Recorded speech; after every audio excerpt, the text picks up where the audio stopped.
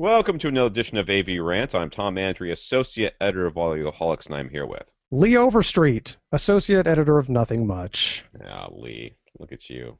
I don't know, your hair's big, dude. It's I'm a freaking pinch hitter. It is big tonight, isn't it? Yeah, I did a lot of yard work, and I couldn't get it to, do right, so I haven't had a shower yet. oh, look at you getting all sweaty. That's all right. Yeah, it's been that kind of day. A couple of podcasts ago, I was complaining about it being moist, and since then it has not gotten any drier. Yeah.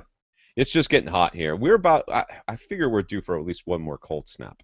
And cold is very much in quotes, air quotes, for cold down here in Florida, whereas I might have to put on jeans. Well, in Alabama, it's no picnic either when it gets warm. Tuscaloosa, Alabama happens to be just sort of northeast of like a little swampy area. So when it does get hot and the prevailing winds are typically west to east, all that humidity just comes flowing in over town. And so to me, very little else in this country is hot. I'm comfy with it.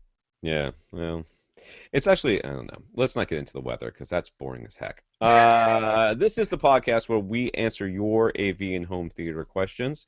We do that every week. You ask, we answer, and sometimes I actually post a podcast on time.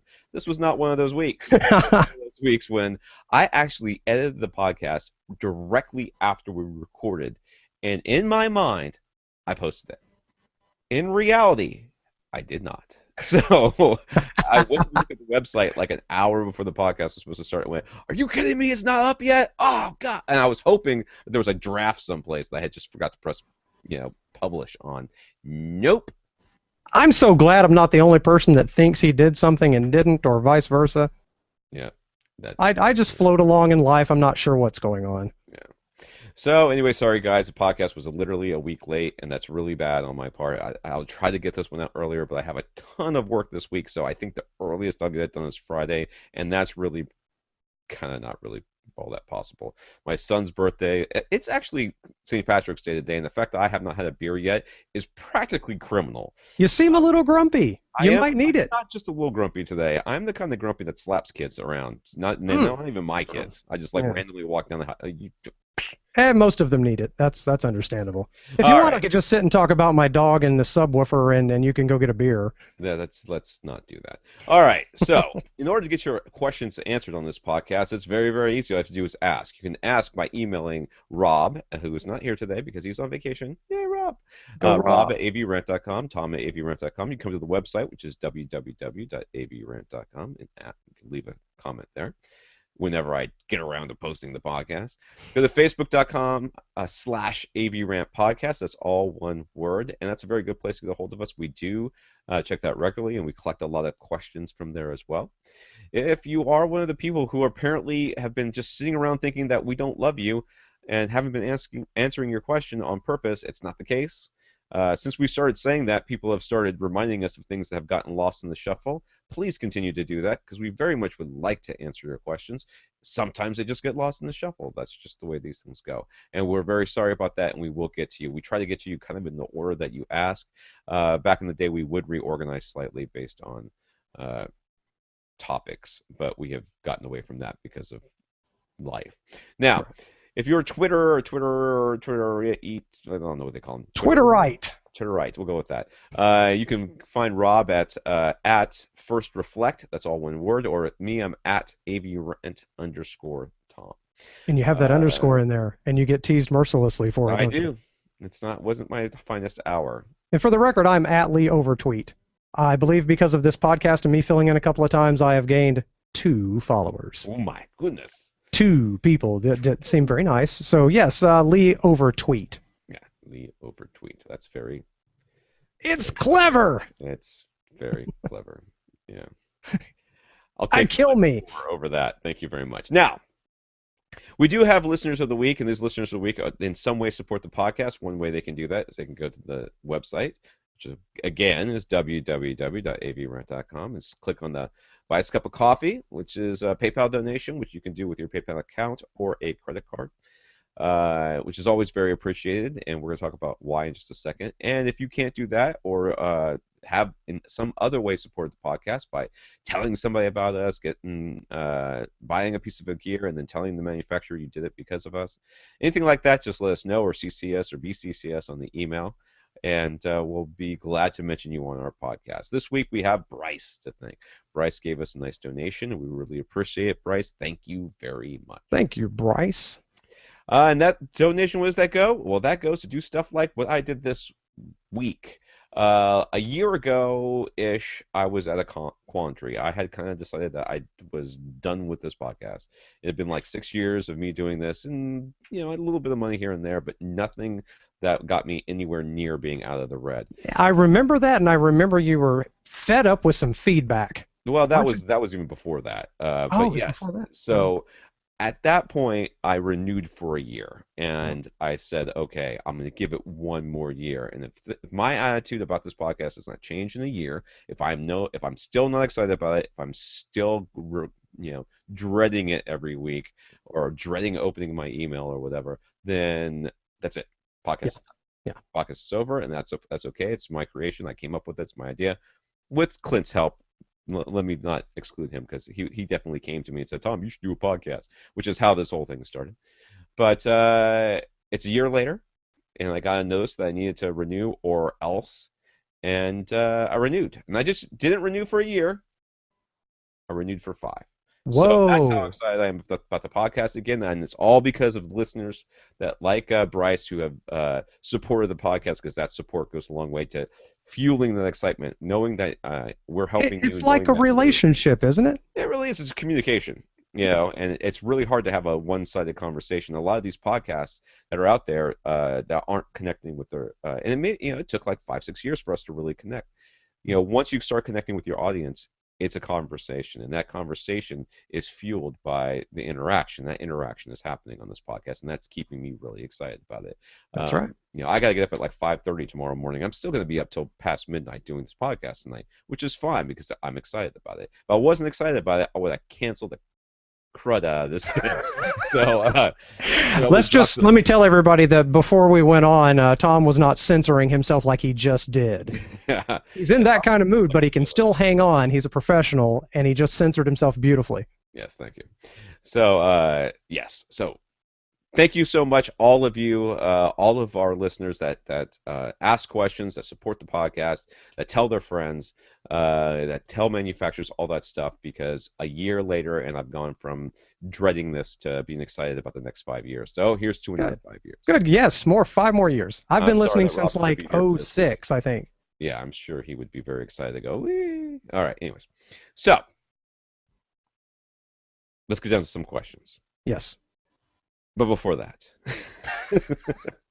so last week I said that I had talked to Oppo about getting headphones for both me and Rob, and they said yes to me and no to Rob. So I am currently wearing them. These are the Oppo PM3s. I got them this afternoon. I put them on about 10 minutes ago. So I have no real... I listened to a couple quick songs while I was boning up for the podcast, and my reaction is they sound good. I didn't expect anything less. They do not have as much bass as the big ones. That much is clear. And now define big ones, because as I'm looking at you on the video that we're doing, those are circumaural full-size around-your-ear headphones, aren't they? They are around my ears, but they will not be around everybody's ears. They are very close to being on ears. They're not quite on ears, but the big ones are got a half inch on each side of this. They're much bigger. Okay. And they're also open back. These are closed backs, which is immediately noticeable when you put them on. It's just there's much more isolation from the outside. It seals you in, doesn't it? It does. Now, the other thing I noticed is that these are metal. And if you remember, we had like the $1,100 metal PM1s, and then they gave us a $700 plastic PM2s, which is basically the PM1 with plastic and fake leather instead of real, metal and I don't know, whatever material, calf skin or whatever it was. It's like it's the veal of headphones. It really is the veal of the leather world. But these are metal, right? So these are $400 headphones, right? Now the driver is smaller. It's still a planar magnetic one, but it's smaller. than the big headphones, and these are sealed, which the other ones are open. But these are metal, which makes me think for $400, if these are metal, I'm thinking that for $300, you're going to be able to get a plastic version in a couple of months. I don't know Almost if that's certainly. true. They have not told me that. Now, I also mentioned last week that I asked Jason over at Oppo to be on the podcast. He politely declined, stating that they don't do that. It wasn't Hmm. just us, but they try to keep personality out of their products. And really, if you think about it, I don't think in like most press releases, it goes like this company, world-renowned manufacturer of this type of product, has released this new thing, and it's going to be the best thing ever. And here are a couple of the features. Blah blah blah. Senior vice president of marketing or whatever says, and then there's a paragraph quote. Hmm. Then it goes into some more specifics. There's usually another quote from either that same guy or somebody else, or gal, or somebody else, and then there's a summary. That is a typical AV press release. Oppo, if you go Sure. back and look at their press releases, they don't do that. They do not have quotes in their stuff. They try to keep personality out of it, which I can respect. So Jason politely declined, and I think that's just fine. So they are Uh, strictly business, huh? they are, I can respect it. I mean, I'm not trying to get. To me, it's not about personal. I just want him to talk about the products, Right. and answer some questions from. But they don't want to, and that's their policy, and that's the way it is. Now, Maybe they like the mystique. that could be it. Now, these headphones, I don't know what Oppo has about headphone cable length, but apparently they are non-traditionalist. So it came with. First of all, he asked me if I wanted white or black, and I never want white because I like white headphones. I Oh, think look terrible in plastic. really? I don't like them. I kind of like the little trendy things happening on a few brands lately with the white and kind of the brown ear pads. But yeah, hate it. Okay, Hate so it, huh? give me my headphones black. That's just the way I like them. Now, everybody else can, Black is fine. My studio headphones are kind of black and silver, and yeah, yeah. that's I can do with that. So I said black, and then he's asked me if I had an iPhone or an iOS device or an Android device, and I said Android. So he sent me. Uh, it came with a cable, like a normal cable with a screw on at the end, quarter-inch adapter. So it's Right. got Okay. 3.5 and a quarter-inch. And the nice thing about the screw on is that the screw part is smaller than the outside of the thing, so it looks like a bigger connector, but it's still small enough that I can get it inside my phone case little hole thing that they give you, Right. Okay. which actually worked out pretty well. The problem is that cable, I swear it's 20 feet long. I haven't measured it yet. It's just everywhere. It's like a snake. You can't find the end of it. But I like the dance you're doing there to demonstrate. I took it out, right? I unwound it, and it just went. It's like it was kind of like it was almost spring loaded. I mean, it's not a spring; it's a straight cable, but it It's was. like silly string. It just went everywhere. Yeah, it just was. I was like, oh my god! So I was like, I didn't see the other cable. It was in a box, like off to the. It was in there, but it was sort of like I didn't notice it, and I thought that was the only cable, and I was like, how am I supposed? So I like tucked it into my back pocket, like this big spool of cable in my back pocket, and the phone was going to like a side pocket. And I mean, it was just ridiculous. I was like, what am I? Am I supposed to tie this around my waist like a belt? I don't understand. I thought I could like Wow. put it around my neck like some sort of noose, but then I'm afraid my children would hang me. Well, if So you're at the gym and want to do some rope jumping, exactly, yeah, it's literally that long. yeah, You could have a friend help you, and somebody could go in the center. you could do double dutch. Yeah. That's right. I don't know any of the double dutch things, or I would do one right now. But anyways, so it freaked me out, and I was like, "What is going on with Oppo and the cables? They can't figure this stuff out. I need to go back there and help." Anyways, I found the other cable, and it is a inline. I guess I don't know if it has a mic or not. You see, that's how much time I've spent with these. I don't even think it has a mic, Hmm. but it has it's just a one button, which is all you can do with Android because Google sucks sometimes. But with Agreed. I'm pretty sure with the iOS one that probably has a volume control, it probably has three buttons. But it's a normal length. Like the this cable length on the PM ones and twos is like a foot and a half, which is ridiculous. You can't do anything with it. So And I you think have to put your phone like on your stomach. it only barely reaches to my like front pocket. Huh. If I put the because it splits the Y cable, so it goes to each side. If I put that behind my neck, it could go to my back pocket. But Right. that's about it. It can't go to the cargo pants pockets. Right. It won't reach to my cargo shorts, the side pockets there. This one is a more normal length. Thank you, Oppo. Thank you for that. Yay. So I'm excited about it. Now I was like, oh great, they gave me a normal length cable. Now I can use with the. It doesn't work with the PM1 and 2 because this one just goes to one side. It's just the left ear one. Ah, okay. So both left and right go into one side and Yes, and goes then over the headband. Yeah. yes, All right. yeah. But other than that, they look a lot like the other ones. They're pretty comfortable. They're a little warmer. The clamping is a little tighter, I think, than the other one. Mm-hmm. My sister-in-law put them on for a second. The first thing she says, "They feel heavy." I'm like, "You're $400. They better be heavy." Yeah, you want some substance to it. You don't want to feel like it's light, plasticky crap. But she They look doesn't know. I very mean, she just DJ, by grabbed the them, way. and put them on and went, "I think these are kind of heavy." I'm like, "You're not helpful." All right. So she's a very nice lady, though, Yes. that being said. So we will talk more about these in the future. That'll be something that we'll be talking about. These will be for now, the headphones that I'll be wearing probably all the time. Okay. Until I can really get my head around them. And I will be doing an AB with them and the PM2s, which is the ones I have on hand here. Now, Lee. Yes. Are there any questions you specifically have, since you are a guest co-host, that you would like to talk about right now before we not right off the bat. I feel like I need to do my due diligence before I start bothering you with some questions. You know what I mean? Right. I mean, I have one little thing. A couple of things happened recently. I got a used passive subwoofer.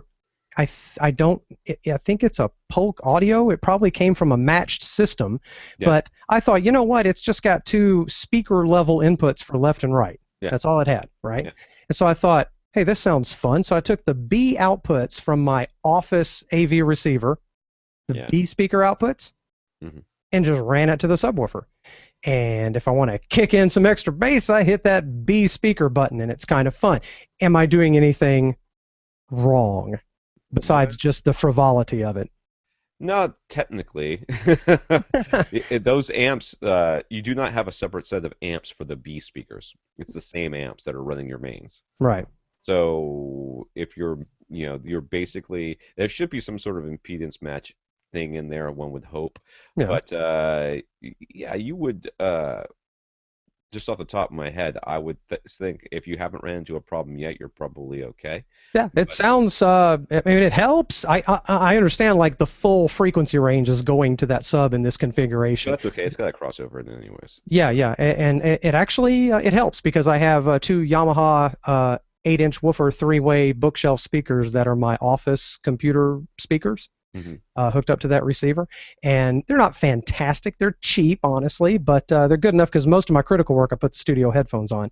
But when I'm listening, like I'm listening to music and working on something, it's nice to get that extra bass punch. So I just thought that was kind of fun. But just wanted to check with you that I'm not hurting anything. No, seriously, get an amp. They're not that expensive. Just get an amp for that. A separate amp for it? Yeah. It's working out. I have so much excess volume in my office. I can make it far too loud. I can't turn my amplifier knob up past, I will say, like 30% of the way. It's just ridiculously powerful loud. So I don't know if it's because the speakers are super efficient or what. I thought you said it was a receiver. Yeah, it's an AV receiver. Oh, okay. Right. Yeah. It's just you may remember in the past me talking about the AV receiver I took out of my living room, and it had that magic bass extension button that just added unnecessary bass that I liked. Yeah. That's the one in my office now. Because there's a brand new Yamaha in the living room. Yeah, the one with the new smell. I remember that. Yes, that's the one I was sniffing so deeply as well. So anyway, and the other audio video thing that happened to me today, I had a giant hoarder pile of electronics, some working, some not, computers, some audio video related stuff like a DVD player, piles of stuff. And I actually got some other hoarder to come get it. Yay. And it's a beautiful day. Oh, clean stuff out. Yes, I'm moving on. I am claiming project bankruptcy. There you go. Right? So there's lots of things I was going to do with this and going to do with that and things I was going to try. No, I'm starting from scratch. There are no projects now. We're just going to decide. Since we're doing asides right here, I'm going to say one of my favorite things in the whole world to do is to post funny ads on Craigslist for things I want to give away. Oh, yeah? Or sometimes sell, but usually give away. Like I had a washer machine that I broke. It broke, and then I kicked it, and it got better, and then it broke again. I kicked it, and it didn't get better, so I tried to fix it, and then it got worse, and then I just forget it. So, and then I found rather funny Craigslist thing, and the guy came in laughing. He was like, "Man, what was it? What'd you say was wrong with this thing?" Like, it's no, it's redundant now because I have a new one. Take it. Right So, on. I'm pretty good at selling on Craigslist. I've sold 3 computers that had old-fashioned CRT monitors, and I'm finally out of computers. good for you. All Yeah. right, let's get into questions. These are from last week. First of all, we have Mike, and it's a good one to lead off on. So we're just talking about Lee overtweet and all that nonsense. Mike would like to know what benefits he'd get from following us on Twitter. What's in it for him, huh? Uh, Dang, Mike. I know. Come on. Not enough that we do a podcast and I just signed up for another 5 years of this nonsense. That's not enough. It's free entertainment and knowledge, dude. What do you want? Uh, Mike, honestly, I used to tweet all the time. I used to tweet a lot. I don't anymore. Basically the only thing I really tweet is when the podcast has gone live, and that's an auto thing. Whenever I post the podcast, it tweets for me that I have posted the podcast. Right. Therefore, you will get an announcement the second. Like I get it the second that it posts. It goes straight out. So that's the only benefit you get from me. From Rob, he tends to post a little bit more than I do, and once So You Think You Can Dance comes on, you can follow whatever nonsense he feels about that. Just Man, hey, terrible he's joke. passionate, and as we say here in the South, bless his heart. Bless his heart. He loves that. He's a good boy. He's a You good old know, boy. if we're being honest, I watch American Idol, and I mean, that's no better. It certainly is not. And he would say it's far worse. I don't know. I stopped watching all that. Well, I haven't had cable TV in forever, so I started Wow. watching House of Cards, but I found out that watching House of Cards does not allow me to fall. Like I fall asleep to a lot of stuff. House of Cards apparently is not one of them, so I have to stop doing that. But yes, I I have thought about tweeting many things. In fact, House of Cards I think is one of the few things I've tweeted lately about how I started watching it and liked it. But you could have heard that here because you Well, just did. my Twitter is like so many others. It's a stream of consciousness, and occasionally it's something political or something electronics or computer, but mostly it's just thought I spewing like from what my you head. post. When you post stuff. You do a lot of Facebook stuff too. Oh yeah, now I'm crazy about Facebook. That's my style of communication. Twitter to me is just Twitter is like standing out in your front yard and just yelling sentences.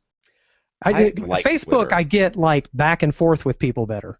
Yeah, you see, the problem with Facebook is that I get back and forth with people, and I don't want them to talk to me. I just want to be listened to. I got So you. I think That's maybe fine. that's part of my psychosis. I like a little bit of that too. I don't know. I try to give people a little something entertaining, whether it's You Twitter are or Facebook. entertaining, Lee. You should follow Lee on everything. Follow Lee Overstreet on everything. I agree. I agree.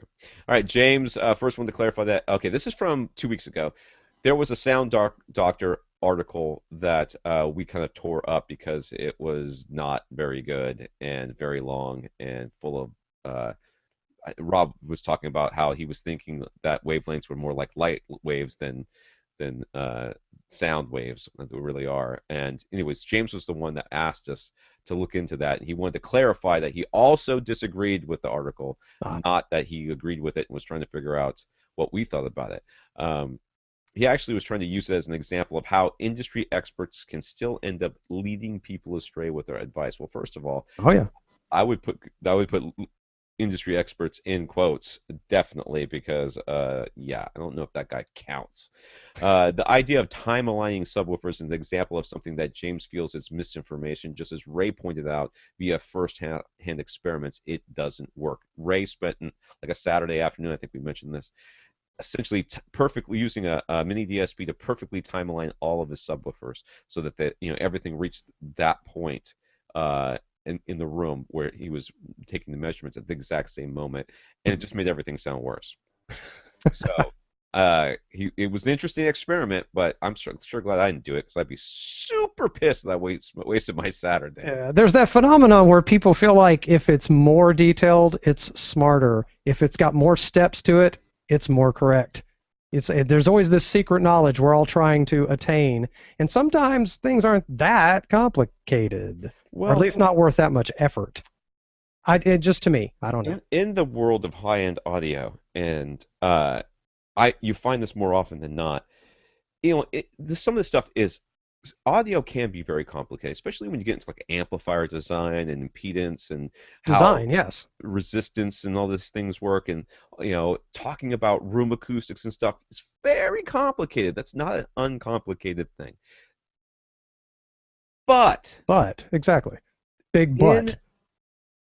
when somebody's trying to tell you that their cable is better than another cable, Mm, they will often try to basically just vomit words on you, yes. Hmm. just until you at some point you just go, well, some of this, I don't understand most of what I just read, but some of it must be right because there's so much of it, and Right. therefore it's worth $20,000 for those cables. Yeah, no, that's part of it. Now, anyways, James wanted to ask why there are so many conflicting recommendations among home theater specialists. Some ideas clearly work, while other ideas clearly do not. How is it possible that we do not have a consensus? Um, Hmm. well, okay, first of all, there's probably a lot of reasons. I can think of a couple off the top of my head from my personal experience. Inertia is a big one. Once somebody finds Yeah. something that works, they don't want to switch. That's just the way it is. I've told this story before, but I'll tell it again. My grandfather and I were driving, he was driving, this was in Mississippi, and I was in college at the time, and he said, oh, Tommy, huh, soap, man, soap's so weird. I wonder how soap works. I was like, well, I just had that in chemistry class, Paw, because that's what you call your grandfather in Mississippi. That's right. So, Mine was Papa. well, the way that works is this and that, and I explain it to him. I'm like, one half of the molecule dissolves in water, one half of the molecule dissolves in oil, and the oil and the grease and stuff is what all that dirt is, and therefore you can dissolve what normally would just sit on top, would just repel the water. It dissolves into the water and it gets whisked away when you wash yourself off. He goes, uh-huh. But how does it work? And it was clear to me at that moment that in his mind, learned everything he needed to know to get by in life, and he is perfectly fine. Doesn't need to learn it. And there's nothing wrong with that, right? But Right. as a professional, you should always be trying to better yourself, and that's what Ray does. Ray is always looking for, and that's why he spent an afternoon trying to timeline subwoofers to see if it would make a difference. A lot of people out there are like, I have been doing this for 20 years, therefore I know what I'm doing and you do not. That's And right. this is what works. And you can't tell me that some newfangled research has shown this, or that this new device can do that, or that Odyssey can do these magical things. No, all you have to do is measure this, measure that with with my tape measure, and then put the speaker exactly in this spot right here, and tone it in this much, and it'll sound great. That's And right. to do that It's to like, it's whenever you reached your peak of interest, knowledge, time spent on the subject, whatever you discovered at that time period stays the best for you. It's what I it just seems to be what I've noticed. So whatever age people are, I can just look at their age and I can tell you probably what kind of stuff they like. And it's true oh, for other aspects of life as well. You just kind of get stuck on this. These were the good old days. This is what I like. Or you just discover a method and it worked for you one time and you stay with that for the rest of your life. well, the People have fact that you style live in stoppage. Alabama is probably pretty telling on this case. But I found that to be much more the case when I lived in the South than I do in other places that I've lived in my life. Mm, But that being said, there certainly are people that are just lifelong learners, and some people that are not. So that's part of it. There's also the part of it that uh, you know it's not in their best interest in some cases. It's not in their best interest, especially if they're professionals, to go against what they've said in the past because then they're contradicting themselves. And on the internet, you contradict yourself, which yes, I you do. do all the time. Okay, you can listen to the early episodes of this podcast, and you can clearly see that what I thought was true back then, I no longer think is true. Yeah, but because you got information and you're I've open to gotten more. change. That's exactly right. I've gotten more information. Now, the basics are still the same. I am still not a believer in high-end cables. I am still not a No. believer in all the snake oil stuff that's out there. I still question everything I get my hands on. But there was no information about how dual subwoofers work. And if you look at the beginning of this podcast, surely I was saying put them up front next to your main speakers because that's what everybody was saying back then because that's what the prevailing knowledge was. Just like at some point everybody thought the Earth was the center of the universe. Well, at some point somebody, Galileo decided, hey, that's not the case, and here's why. Some people listened, but many people didn't, and we're kind of getting back around to that, but it goes against, if you start contradicting yourself, you end up opening yourself up for criticism. There's that. There's also professionally, if you're a professional installer, why would you say all you gotta do is put your subwoofer there and there and you're done? Boop, I'm out. Right. Yeah, because you don't sound as professional. People Not only purchasing that, professional services expect things to be kind of confusing. well, If there's it's that, but also how much time did you just spend doing that versus, billable time did you spend not. doing that, Uh-huh. as opposed to billable time that you could have spent, doing other things, That's right. like subwoofer crawling when you didn't have to, or, you know, taking 50,000 measurements and running, or doing, not using Odyssey, using a manual calibration when you could use something else.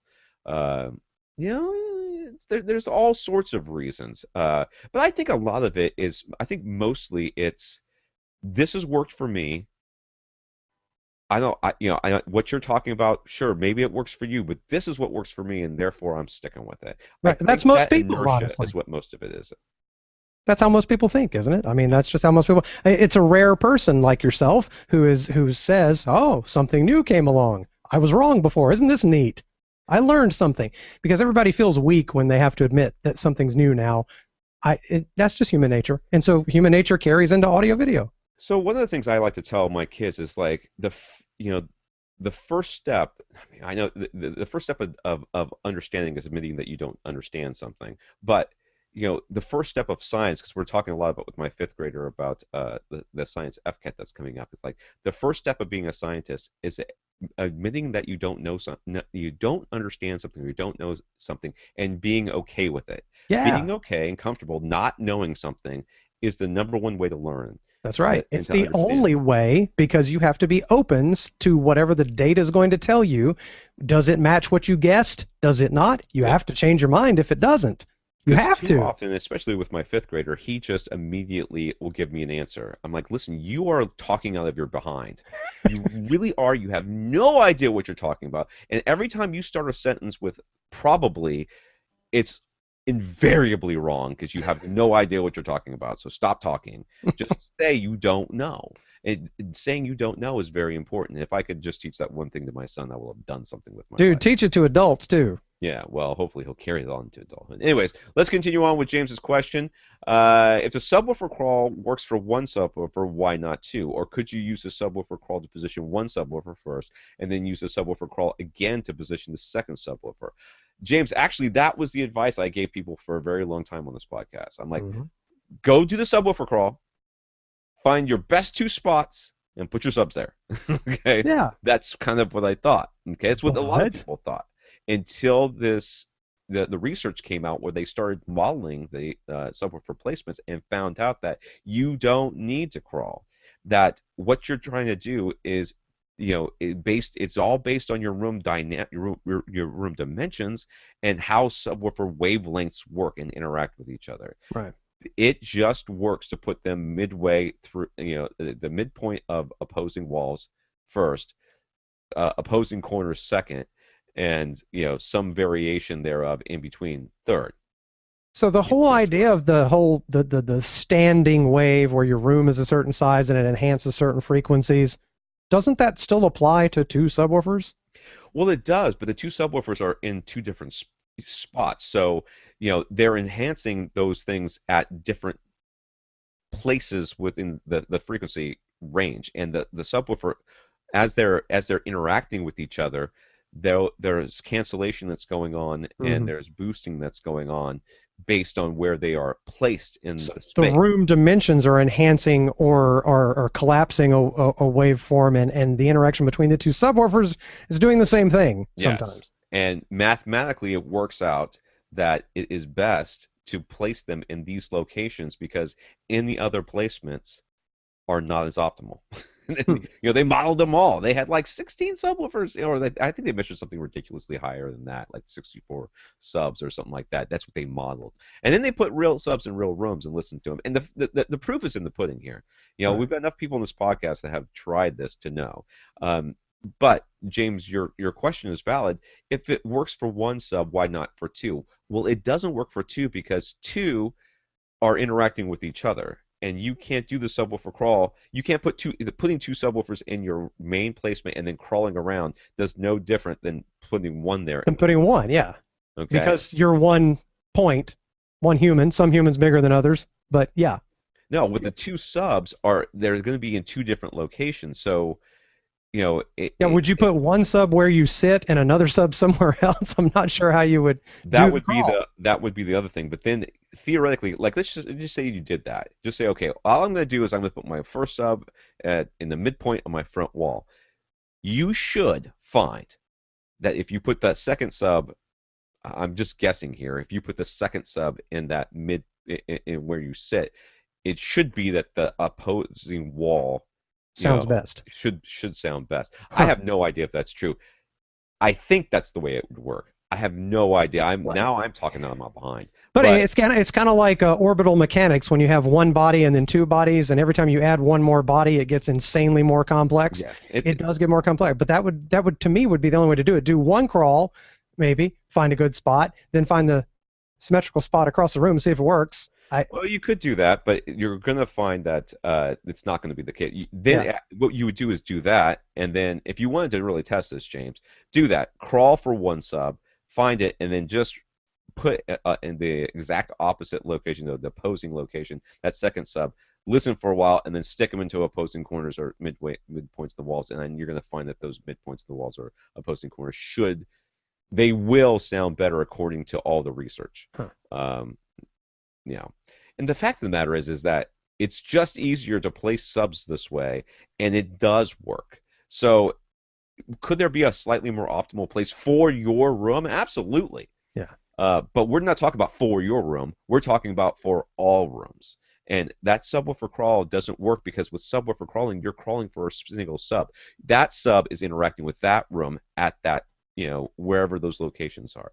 The Right. minute you put a second sub in there, the subwoofer crawl becomes invalid because after you place that first sub, when you start placing the second one, it messes up everything that you crawled to find that good spot. So that Makes sense. second sub is going to start changing how that first sub is sounding at all those locations that you crawled through. Of course, the other thing is most of us are limited to only so many places we can put subs in the first place. So frankly, you try the three places it could go, pick the best one, Yeah, and that's maybe pull it out, push it back. That's about all most of us can do. I've that's only got exactly right, and two that's places. I'm always a pragmatist about these things. Right. If you have three places that you can put your sub, try all three, figure out which one sounds best for you, and then start angling for getting a corner or something. That's what I like about the corner. Like I was so happy when we figured out that when they decided that we could do opposing corners because a lot of people can do opposing corners. It's Yeah, midpoints of the walls that are the problem. that's real hard. Those are where couches are Yes, exactly. That's where you're for sitting. most people. Yeah. Yeah. So, anyways, all right, let's go on. There's also James. What happens? What about independent? Oh no, that's not right. What happens if the two subwoofers have different diameter drivers, say a 10-inch partner with a 15-inch? Let's say that's the case. Let's say that's the only difference. Let's say they both play down to 20 hertz. Let's say they both can play to 20 hertz in your room without compression or without distortion. Okay? Or let's just say that. All right? All right. It doesn't matter what size the driver is. The sound does not care, and your room does not care. True. If it can make the sound, it made the sound. That's right. That's exactly right. Now, this is where people get to the 15 inch is going to be slower, and the 10 inch is going to be faster, and the ported is going to be fartier, and the sealed is going to be tighter. Shut up. Right. Shut up. Okay? All things being equal, if it's the driver size that's the difference, it makes no difference. The sound doesn't care.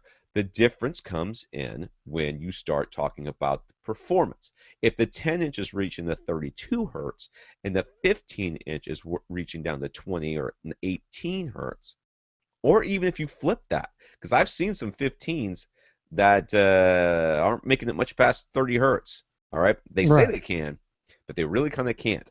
So if one is outperforming the other, that's where you run into problems. That means that 10 inch or that 15 inch that is trying to go as low as the other one.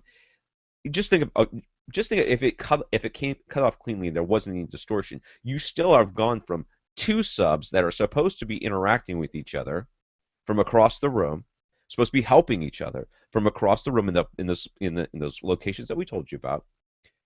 Suddenly, that one of those subs drops off, and the second one is now the only one playing those frequencies. Rarely is that corner placement a great place to just put one sub. And Okay, that's so what the you've very done. lowest frequencies from 30 down to whatever the better sub can do suddenly are affected by all the considerations of one sub. Exactly. Okay. And you would not put that there if you had crawled. That's why we run in, which we're always looking for the two subs that are performance matched. I don't care that they have the same brand. I don't care if they're made out of the same driver material. I don't care if one's a 10 and one's a 12, one's a 12, one's an 18. I don't care. I Do you care if they care about play. their? I'm sorry. I care that they can get about the same performance. Right, right. So things like sensitivity, amount of power going into it, uh, does, but they're not being driven like regular speakers. They have their own amps. So I guess that part doesn't Doesn't necessarily. Frequency response might matter. One's got more oomph at certain frequencies. One maybe have a little hump in the frequency response curve. That might matter. Yep, yep, that could make a difference right there. Uh, for sure. If you've got one that's not a flat sub and one that is a flat sub, well, then you're going to run into a few more issues. But that's still going to be the best placement. The opposing Right. corners, the opposing midpoints of the walls are still going to be the best placements. But when one sub drops off at 30, then all those other frequencies from 29 on down to wherever it goes is coming from a single location, and therein you're going to there's going to be a problem. You're going to have a problem with, you're like, wait a second, well, all these really low notes sound weird. Well, they sound weird because now the whole room and everything else is Or they sound different in different points in the room. exactly. They're not as even across all the spaces, and Right, it's right. not as flat across. So only one person gets that really, really low brown note That's right, in your home theater. and you know who that person is because Yeah, just the look on their face tells you. And what about independent crossovers for each subwoofer, particularly if one of the subs is capable of remaining linear at higher frequencies than the others? Um, I'm not really sure why you would do this. First of Yeah. all, uh, assuming that your speakers can get down to the recommended 80 hertz, I don't know why you would cross over any of your subs higher than that. Yeah, I don't know. That's making them. It's increasing the chance that you're going to be able to localize them. It's increasing the chance that James Earl Jones's voice is going to come out of one of your corners. That's right. Uh, Yeah, and the same crawl problem we just talked about might happen to those frequencies too, depending on the size of the room, maybe. yeah. So I don't know why you would do that. I don't know No. why you would raise unless your speakers only perform down like you have satellites only go down to like 250, and I've seen satellites that do that. It's an awful idea. But wouldn't you say if you had one sub that only went up to about 80 hertz and another one that went up to 150 or 200 hertz, those are mismatched enough that they probably shouldn't be used together? No, it doesn't matter. I don't care about the high because I'm crossing both over at You're just 80. cutting it at 80 no matter I'm what. cutting at Okay. 80 anyways. Well, it'll go a little bit past. It usually does. Right. Uh, it'll go up to like 160 or something like that, but it's just really quiet, and so it really won't matter. All right. The 80 hertz on down is what I care about. Everything else is not important to me. There you go. So, I don't really know why you would do that. I mean, if he's got, I think what maybe the question is asking is, if I had full range speakers that can play down to 60 hertz, and I had a really flat sub that was really great all the way up to whatever, something else, uh, and one sub that was only flat from 60 on down, what if I cut the one off at 80 and the other one off at 60? I'm like, don't do that. Okay, No, that does cut them not both sound. off at 80 because you want all those low frequencies to be in your subs where they are being more evenly distributed around the room. Unlike my setup.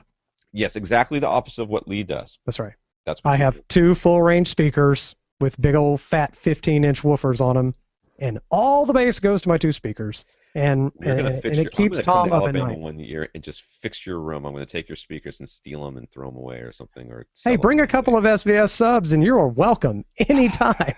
You're welcome anytime anyway, Tom. I know. Come on, we'll feed you good. Me and that dog are gonna have to have a little heart to heart. You will love him. Yeah, He's adorable. really delicious. And you know what you Uh, like about him? You know what you like about him? He loves loud movies. oh, that's He good. does. He actually relaxes more. You put him on the couch and the whole room is vibrating. He His chills out name's because he knows we're not going anywhere. his name is Sub. It should be. Yeah. All right.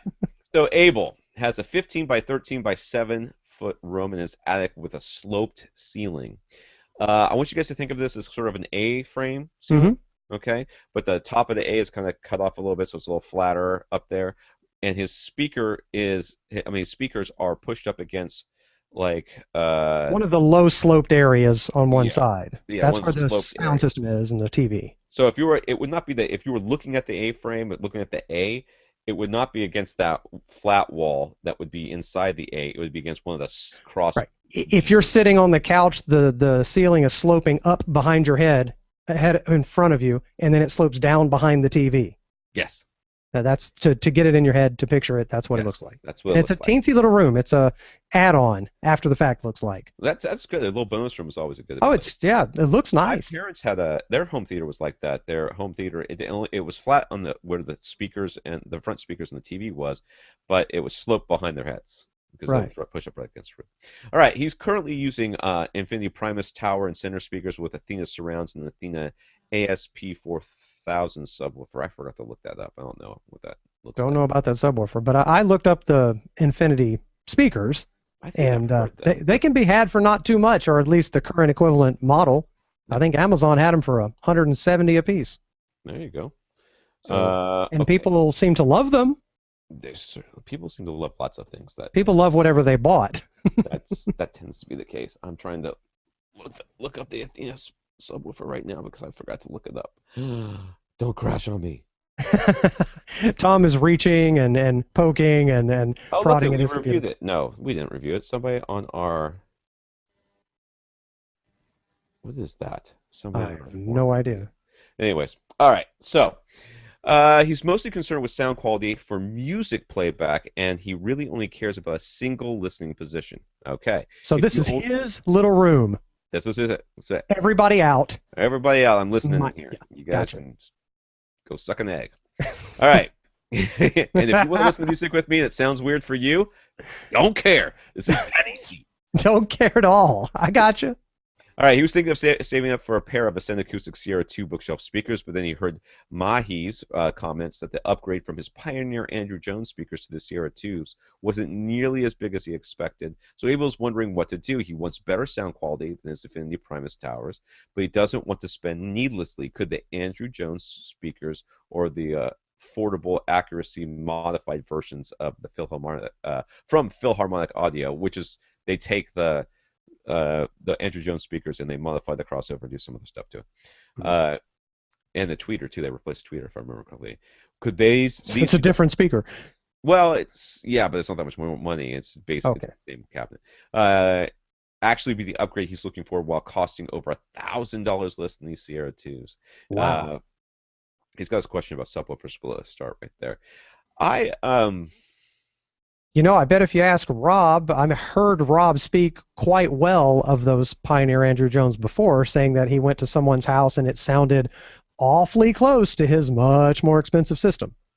So that's I haven't heard the Pioneer Andrew Jones myself, but that's Rob's word, so they must be pretty good. yeah.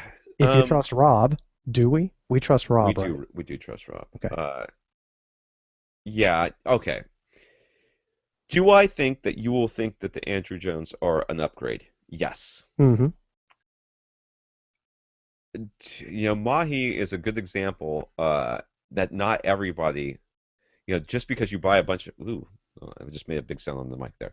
That's okay. Not everybody will have the same experience with speakers, and not everybody will have the same experience with speakers the way that they think that they should.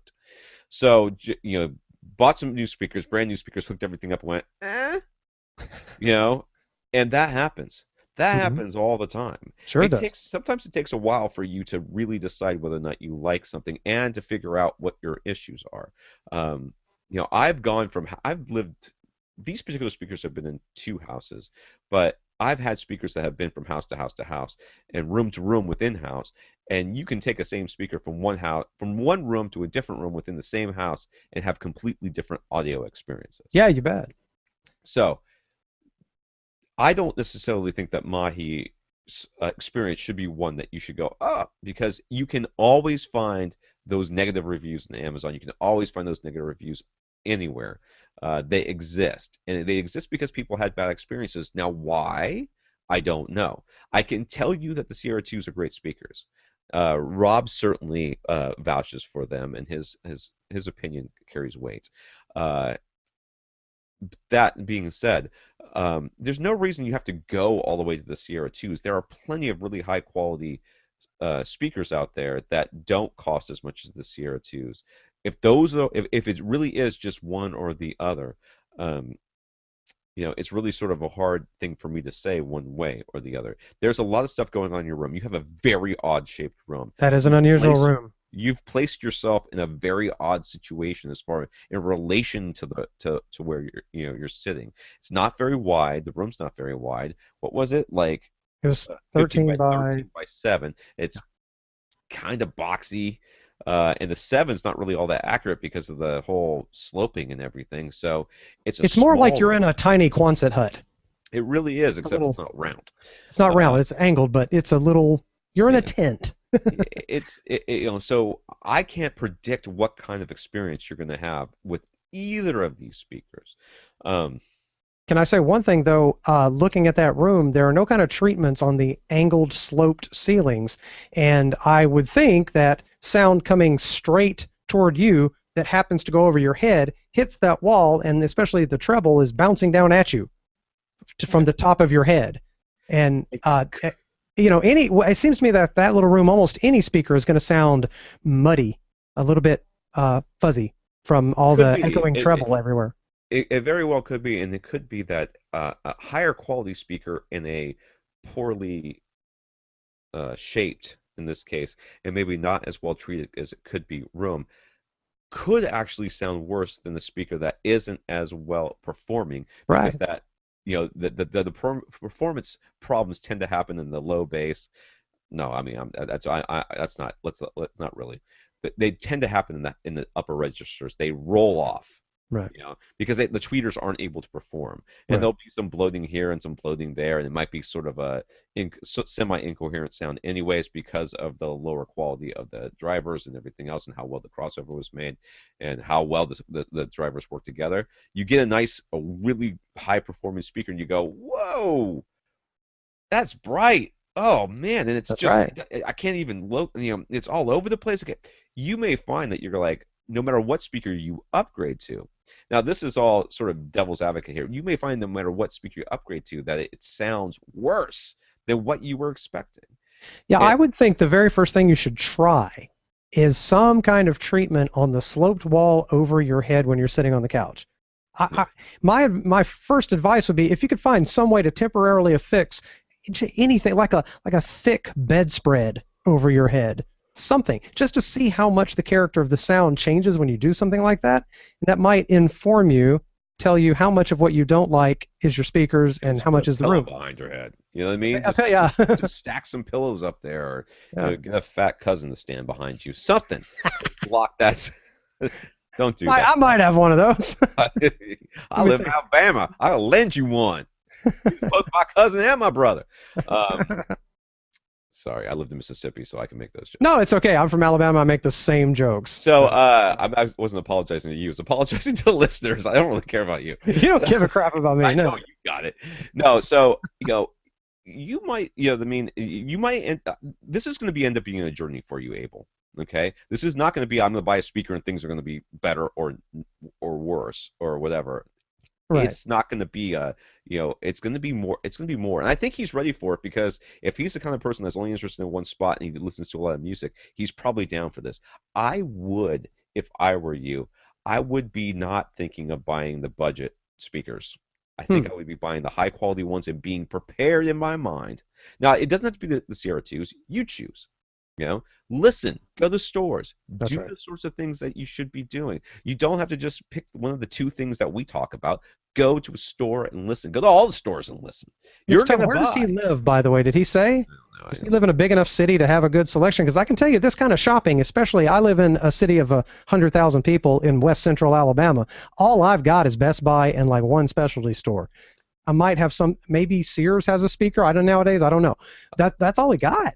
God, All I'm going to hear is Sears? Infinity, and it's really tough. And so you rely on I Sears used understand to have that, that but sound system. especially for these internet direct brands, they almost always have forums. Those forums almost always have a thread of people who are willing to let you listen to their speakers in their houses for Huh? using a six-pack of beer. this is going to take a little bit of doing on your part. I'm not going to say that's not the case. If you buy the Sierra 2s, you can rest assured that you got good speakers. Yeah. Then it's just a matter of making them sound good in your room. So we're clear that the two he's interested in, whether it's Pioneers or the Sierras, they're better than the Oh yeah. Infinities he has. Oh yeah. That's a I've got the objective Primus even. bookshelves, and they're fine. Yeah.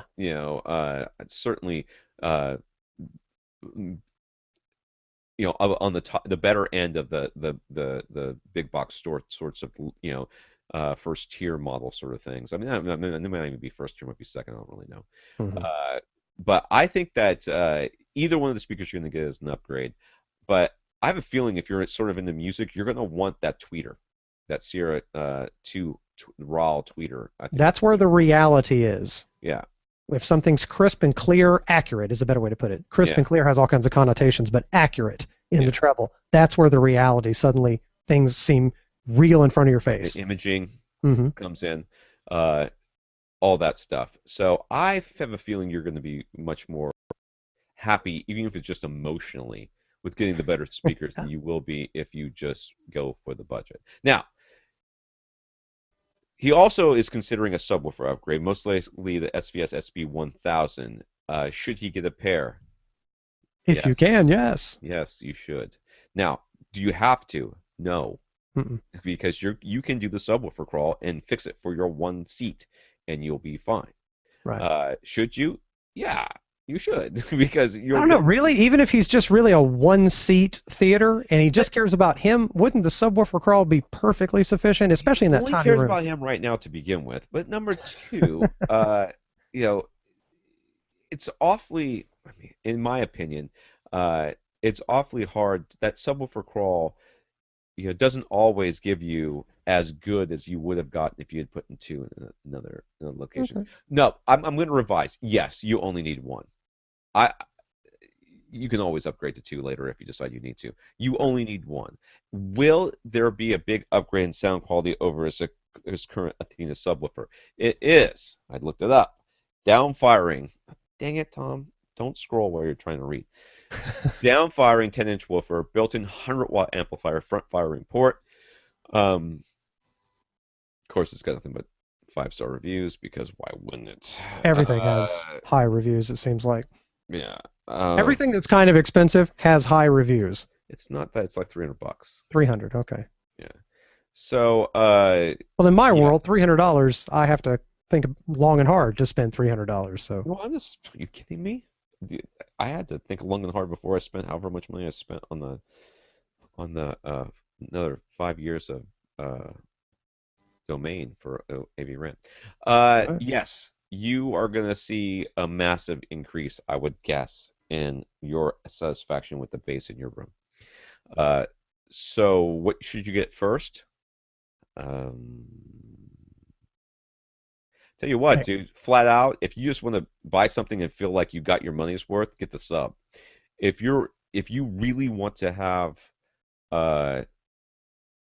if you're really looking for an increase in sound quality, 100%, then you need, and you're listening to a lot of music, you need to get those speakers and then be ready to start modifying your room a little bit here and there and kind of move some stuff around and see how you can make things sound as good as possible. But flat out, just full stop, I want to make my room sound better. I want to make my sound better. Getting the subwoofer, doing the subwoofer crawl, and you're going to be going, okay, that's a lot of stuff I never heard before. That's right. That would be the most visceral, immediate, big difference. Bass makes a big difference in your immediate perception of sound. Yeah, especially when you go from, hey, there's bass to, ooh, that was right in the chest. Yeah, because as I can attest to, when I just had the amplifier with the magic bass extension button, you think you're hearing something, and then you get a brand new receiver that has the wipeout, and you tweak everything, and suddenly you go, ooh, that sounded like a real thing in the room. Yeah. Makes a big difference, man. Makes a big difference. Yeah. Now, John. We've been following John's installation for many months now. He has a large open concept room where the in-ceiling is, oh man, this question is going to be a pain, where in-ceiling surround and surround back speakers were the only options. He also, his setup also demanded bookshelf-sized front speakers, and we forced him in quotes, to pre-wire for 2 subwoofers and install backer boxes in the ceilings for those in-ceiling speakers. This is the guy where he had like a certain number of wires they would run, Hmm. and we made him use 2 of them for subs. We recommended the KEF Q series speakers based on his budget and his room constraints, and how much room treatment we thought he was going to be able to have. KEF in-ceiling speakers and HSU subwoofers. For Sounds some nice. reason, John made the birth of his twins a higher priority than finishing his theater setup. What? Traitor! Children Come are on, there's so never many kids as in the world. satisfying as home theaters. I can tell you, I have 3 of them and only one home theater, and I'd much rather spend time with my home theater than my children. But now he's trying to get back to completing his system. He opted for less expensive in-ceiling speakers. These were the Mica M6C M-6C Yeah, speakers. and He he liked their liked them. sound quality well enough that he couldn't justify the higher price of the KEF in-ceiling speakers, and the Mica speakers physically fit perfectly into the same cutouts and backer boxes, so he was happy with that choice. So yay, Yeah, saving money. sounds good. He also auditioned an SVS SB, that's a sealed box, 2000, just to see if he can get away with a much smaller cabinet size. And he could not. No. The SB 2000 got returned with no hassles in the mention of AV Rant to SVS, and he Right. now has an HSU VTF3 Mark V HP, which is one of those massive 15-inch. So he feels like he needed big, brawny, Well, massive sub. he has a big room open to Yeah, everything else. It's open concept. yeah. So he got the smaller sealed box, hoping that he could get away with a small box. And it wasn't, It didn't do it. we told him it wasn't going to work, but that. Anyways, he says the HSU was a great recommendation from us, and now he's feeling a nice kick in his chest and low end extension that he's never heard before. Nice. There you go. Talk to Abel. Now he's ready to buy his front 3 speakers. He still likes the KEF Q series, but due to his other choices, he actually has more money available now. So he's wondering if we have any suggestions for 3 speakers costing about $2,000 total that would be a significant upgrade of the KEF Q series. He was thinking of the KEF R series, but they exceeded that budget. He's mainly thinking that he wants to keep these speakers for a long time, so he wants to get the very best that he can afford. He'll be upgrading from the Andrew Jones Pioneer Andrew Jones speakers, but there's still the placement and room size concerns to consider. So am I clear that the little micas are his surround speakers now? The in-ceiling surrounds. Yeah. I gotcha. Okay, just want to So make these are that the clear. front 3 speakers, and the reason that we suggested these speakers to him is because he's not going to have a lot of options for room treatments. So we suggested the coaxial drivers that are on the KEFs because there's a kind of a built-in wave guide that helps for a more directional sound. Can you aim the tweeter? You can't. No, you can aim the speaker though, and that's Oh, pretty much all you need to do. yeah, So, yeah. these are not in-wall speakers; they're just bookshelves. Oh, I actually looked into this question last week because this is a last week question, and I was having a really hard time coming up with something that I thought would be good for you. You're looking for a very directional speaker. Um, so is he still asking for in? He's not asking for in ceiling no, speakers. No, no. he's just asked. He's got $2,000, needs 3 front speakers, and that's pretty open to all kinds of things. It is. He needs bookshelves. They've got to be smaller. The KEF speakers really work well in this location, this sort of situation. I was really trying to rack my brains over things that I thought would work for him. I'm sure Rob's got some suggestions. I think that you can find the KEF R series speakers for the price that you want. They are pricey. I don't remember exactly how much, and you can always get the front 2 and then wait on the center channel until you have a little bit more money, or just decide you don't need it. It could very well be just run a phantom center to begin with. That's perfectly fine. Hmm. Think about that. I don't remember exactly how much. KEF is really cagey with their prices. I had to do some searching, so I can't remember today what I researched last week. But you're looking for any speaker that has high directivity. So you want to look for a speaker that's maybe got a ribbon tweeter, or is usually a good choice. Hmm. Those tend to be more pricey. $2,000 for 3 speakers up front. I don't know if that's going to happen. That's going to be better than what the capsule. The coaxial drivers are generally pretty good in that regard too. Some of them, some of the ones with waveguides, you're going to want to kind of look into those. But I don't have a specific speaker recommendation that I can give you for this because I planned on skipping this question. I forgot that before I read this one. So he has a But really big room, though. He does need something. Is it fair to say he needs something sensitive, something that puts out a lot of power, puts out a lot they of. can handle it, that's for sure. You don't want something that's going to clip. Right, right, Remember, he's gonna be crossing these over at 80, so they don't have to play anything low. right. They just have to be able to get that sound to where he's sitting and not really worry about what happens after that. Hmm. Do you have anything in mind? I do not. Oh, thank you. Really bring Sorry. it, Liam. Terribly useful tonight. Yes, you are. Terribly stress on the terrible. Yeah, so we'll get Rob to chime in on this next week to see what he says. Yeah, I mean the Focals and some of the other ones that he likes to recommend in that range. Uh, I can't remember how much the Sierra 2s are. I want to go look them up. Why don't you just talk for a second? I'll look them up. I can talk for a second, I suppose. I'm not sure what I will talk about for this second while he's looking it up, but I can talk. I can talk without ever ending. I can go on and All on. right, There whatever. he is. Jeez. God. I think I spelled Sierra with a T. What? Yep, I did. Oh, I give up. Anyways, so we'll come back. Anyway. All right, Nathan over on Facebook has an iPhone app called. Oh no, we're not answering this one. Nathan, we're gonna get you next week because this one's about light meters, and that's Rob Yeah. actually listed has a one-page summary of things he wants to say to you. That's right. Rob gave us a lot. At first, it starts with a glossary, and he defines all his terms, and then he analyzes the situation. And I am not an expert in those terms. Yeah. Not. So Nathan, you are from last week. You're the last person from last week, it looks like. But we will. I'm gonna let Rob answer that question. So uh, everybody else, I think I have answers for. So I apologize for that last one. Everett. Everett is blind, so he says his nephew and his wife have been trying to help him dial in the settings on his Denon AVR X4000. He also said that his speakers are para something Canadian. It's probably Paradigm, dude. It's usually Paradigm. Paradigm. Yeah. So, yeah.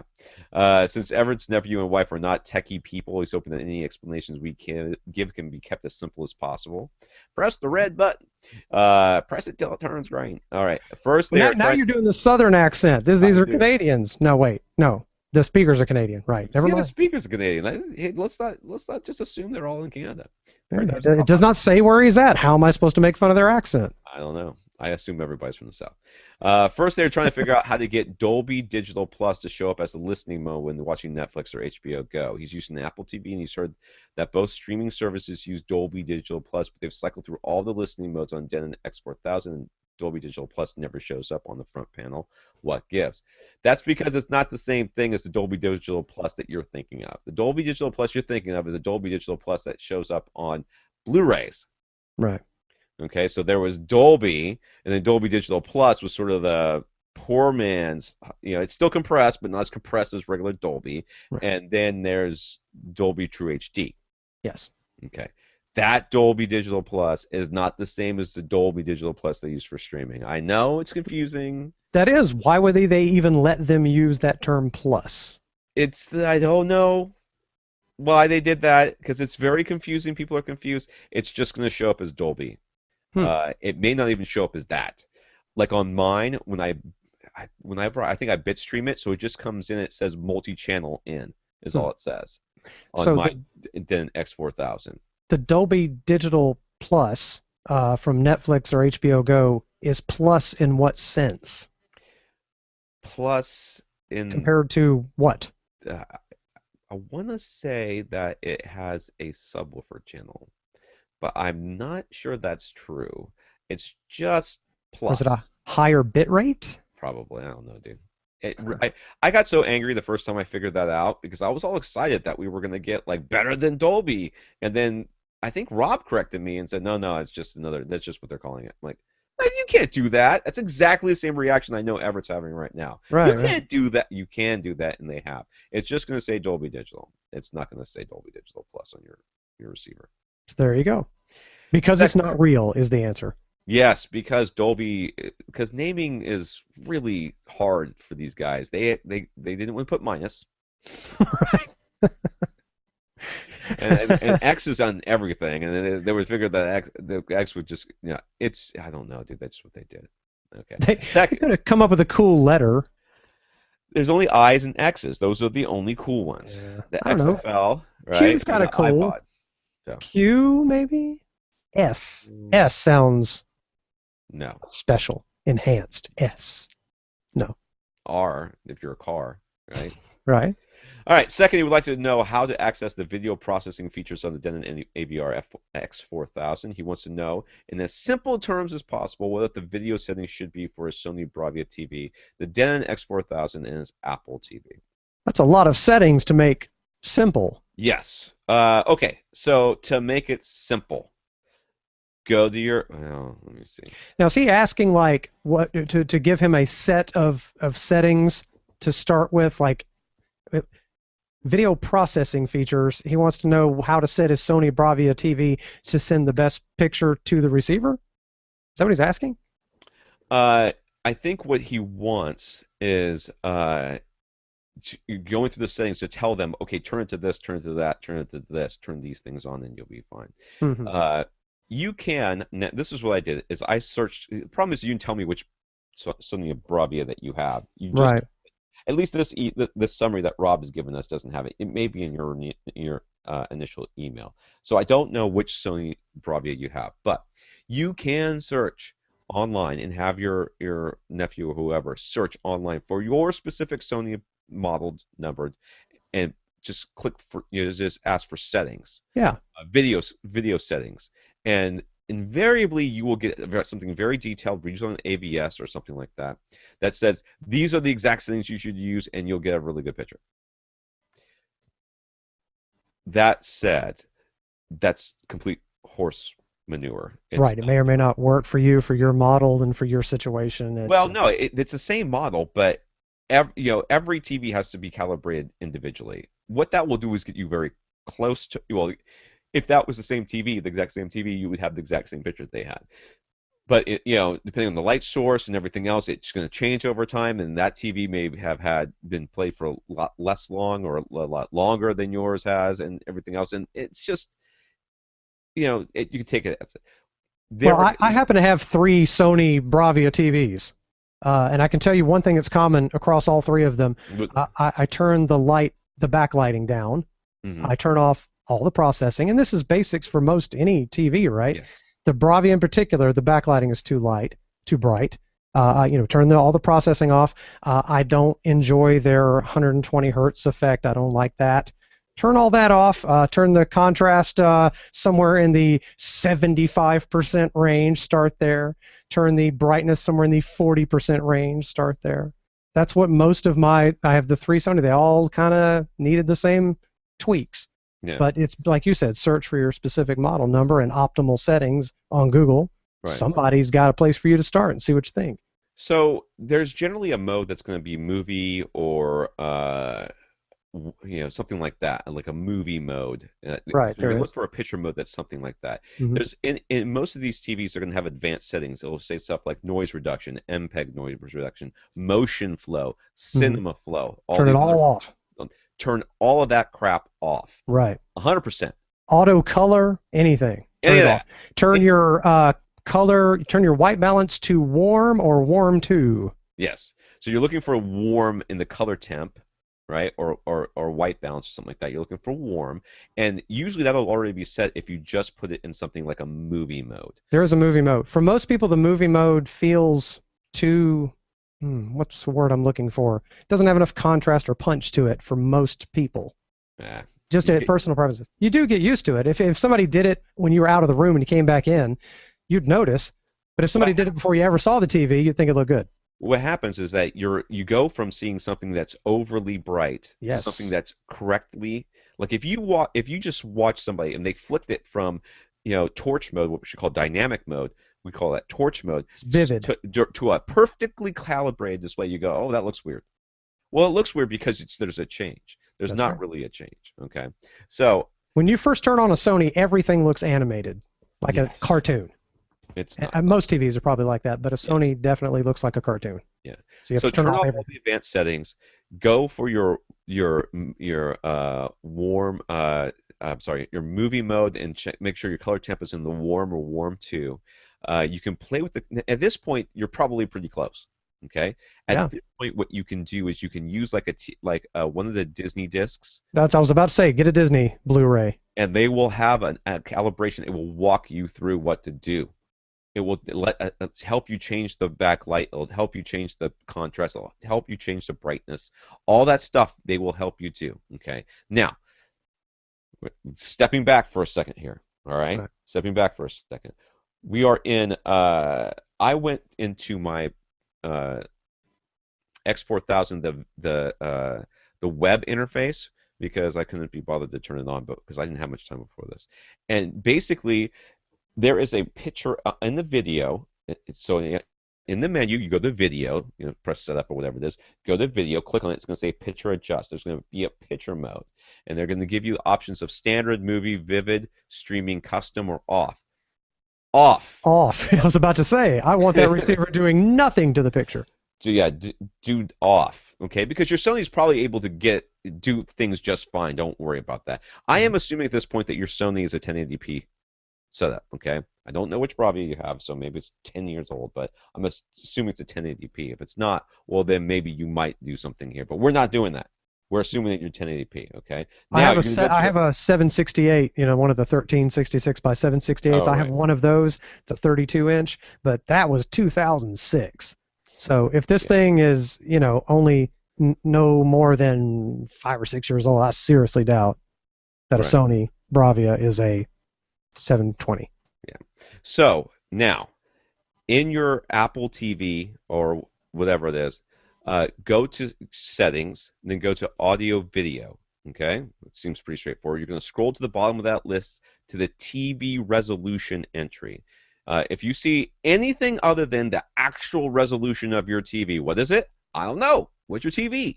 So if your TV can do 1080p 60, 1080p HD / 60 hertz, then that's what you should set it to. Yeah. If it can do, 1080p 24, then you can set it to that if that's an option. Doesn't the Apple TV have sort of a little auto negotiate, figure out what your TV is? It does. Does it not do it right? Know what it is, then just put it in. Okay? Then there's none of this negotiation trying to figure it out nonsense. Right. It will just give you that resolution.